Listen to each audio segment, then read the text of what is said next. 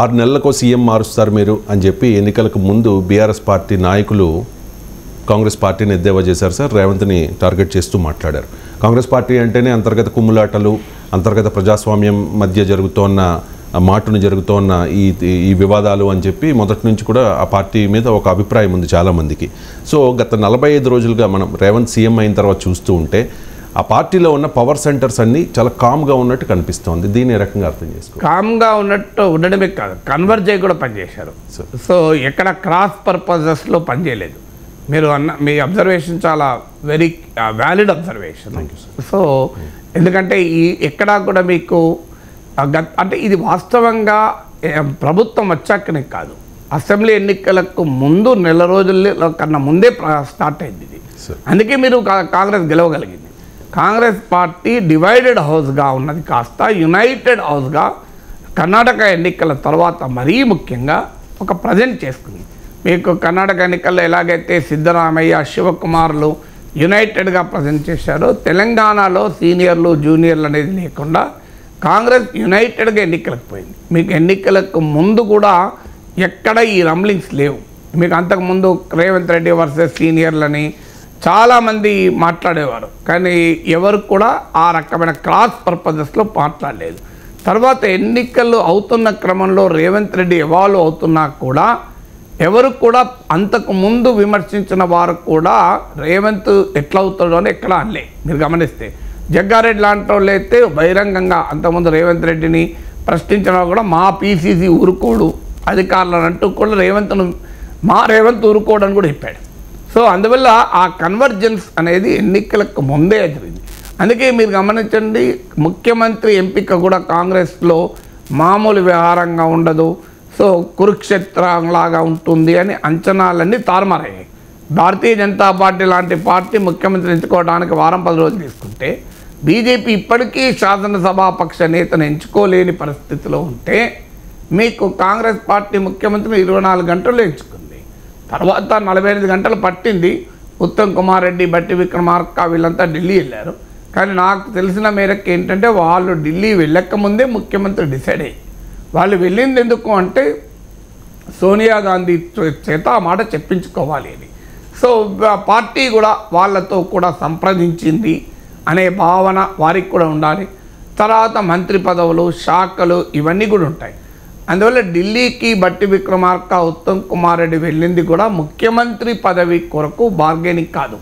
నేను ఎందుకంటే ఆ రోజు నాకు ఇప్పటి గుర్తు, రేవంత్ను ముఖ్యమంత్రిగా ప్రకటించక ముందే ఎలా హోటల్లో ఎమ్మెల్యేలంతా సమావేశమైనప్పుడు వారికి కొత్తగా ఎలక్టెడ్ ఎమ్మెల్యేలు కూడా చాలామంది ఉన్నారు కనుక అసెంబ్లీ ప్రొసీజర్స్ గురించి క్లాస్ చెప్పమంటే వెళ్ళి క్లాస్ చెప్పాను 1.5 గంటల. నా క్లాస్ అయిన తర్వాత అనౌన్స్మెంట్ వచ్చింది ఢిల్లీలో. సో అప్పుడు 3 of the ఎమ్మెల్యేస్ నేను గమనించాను, ప్రత్యక్షంగా గమనించాను. సో ఎందుకంటే నేను ఒక 3 గంటల వరకు ఉన్నాను. సో రేవంత్ను కూడా కలిశాను, ఎమ్మెల్యేలను కూడా కలిశాను. ఎక్కడా ఆ 3లో రేవంత్ రెడ్డి కాడేమో అని అనుమానం ఎవరికీ లేదు. నేను చాలామందిని అవుట్ ఆఫ్ క్యూరియాసిటీ అడిగాను. అడిగితే అది డిసైడెడ్ సార్ రేవంతే ముఖ్యమంత్రి అని. సో రేవంత్ రెడ్డి కూడా ఢిల్లీలో లేడు, హైదరాబాద్లో ఉన్నాడు. సో పొన్నం ప్రభాకర్, సీతక్క, కొండా సురేఖ వీళ్ళందరూ కలిశారు నాకు. సో అందువల్ల వీళ్ళంతా కూడా అసలు 3 of the ఎమ్మెల్యే చూస్తే క్లియర్గా ఇట్ వాజ్ డిసైడెడ్. అంటే ఇదంతా కూడా ఎందుకు మనకు ప్రాసెస్లో కనబడుతుంది. కాంగ్రెస్లో ఒక రకమైన కన్వర్జెన్స్ ఎలక్షన్స్ కన్నా ముందే మొదలై ఎలక్షన్ తర్వాత కూడా కంటిన్యూ. అలాగే మంత్రివర్గ కూర్పులో కూడా ఆ రకమైన సంయమనాన్ని పార్టీ పాటించింది, రేవంత్ రెడ్డికి కూడా పాటించాడు. సో నాకున్న సమాచారం వరకు పిసిసి అధ్యక్షుడు ఆయన తొలి రోజుల్లో లాగా రేవంత్ రెడ్డి కూడా ఉండలేడు కూడా, ఎందుకంటే ఆయన ఇవాళ ముఖ్యమంత్రి. సో అందరినీ కలుపుకొని వీళ్ళు ఎవాల్వ్ అవుతున్న క్రమంలో ఏ సమయంలో ఎలా ఉండాలి అలాగే ఉంటారు మనుషులు. అందులో సక్సెస్ కోరుకునే ఏ రాజకీయ నాయకుడైనా ఆయన పిసిసికి మొదట్లో పిసిసి రాకముందు ఉన్నట్లుగా దూకుడుగా, పిసిసి వచ్చిన తొలి రోజుల్లో ఉన్నట్టు దూకుడుగా ఉండరు. ఆ రోజు ఉన్న స్థితిలో అది అవసరం అనుకోవచ్చు. ఈరోజు అలా ఉండదు. ఈరోజు ముఖ్యమంత్రి తానే నాయకుడు కనుక, సో ముఖ్యమంత్రి అలాగే మంత్రులు వీళ్ళంతా కూడా they have reconciled to the situation. అంటే ఇతర కాంగ్రెస్ నేతల్ని కలుపుకొనే తాను వెళ్ళాలి అన్న వాస్తవానికి రేవంత్ రెడ్డి కూడా అవగాహనకు వచ్చి ఉంటాడు. అలాగే రేవంత్ రెడ్డి నాయకత్వంలోనే మనం ప్రభుత్వం పనిచేయాల్సిందే, ఇంకో మార్గం లేదని సీనియర్ కాంగ్రెస్ నేతలు కూడా రీకన్సిడర్ అయ్యారు. దాని ఫలితమే ఈ పరిణామాలు మనకు కనబడుతున్నాయి. అందువల్ల మీకు మీరు అన్నట్లు ఆ రకమైన గందరగోళం ఏమీ లేదు. ఇంకొకటి, గతంలో లాగా బీఆర్ఎస్ విమర్శించినప్పుడు కూడా నేను ఈ మాట చెప్పాను, గతంలో లాగా ముఖ్యమంత్రులను మార్చే సంస్కృతి కాంగ్రెస్ హైకమాండ్ ఇప్పుడు పాటించడం లేదు. మీకు అశోక్ గెహ్లాట్, సచిన్ పైలట్ల మధ్య అంత పోరు నడిచినా అశోక్ గెహ్లాట్ను మార్చలే కదా.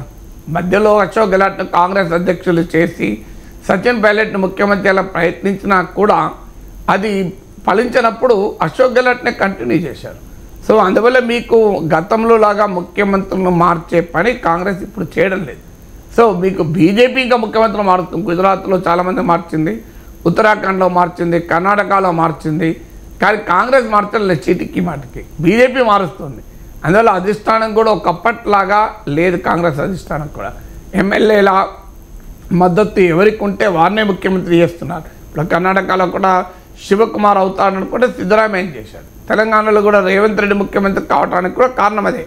సో ఎంతమంది సీనియర్లు ఉన్నా మెజారిటీ ఎమ్మెల్యేలు మమ్మల్ని రేవంత్ రెడ్డి నాయకత్వం గెలిపించింది, రేవంత్ రెడ్డి ముఖ్యమంత్రి చేయాలంటే కాంగ్రెస్ పార్టీ సీనియరా జూనియరా, తెలుగుదేశం నుంచి వచ్చాడా, ఎక్కడి నుంచి వచ్చాడు అనేది ఆ యాంగిల్ ఏమీ పట్టించుకోలేదు.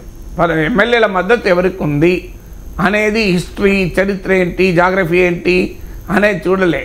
ఎవరికి ఎమ్మెల్యేల మద్దతు, ఎవరికి ప్రజల మద్దతు ఉన్నది గమనించి వారిని ముఖ్యమంత్రి చేసింది. హైకమాండ్ అన్డ్యూ ఇంటర్ఫియరెన్స్, యూనిలేటరల్గా ఏకపక్షంగా నాయకుల ఎంపిక అనే పని కూడా ఇప్పుడు చేయడం లేదు.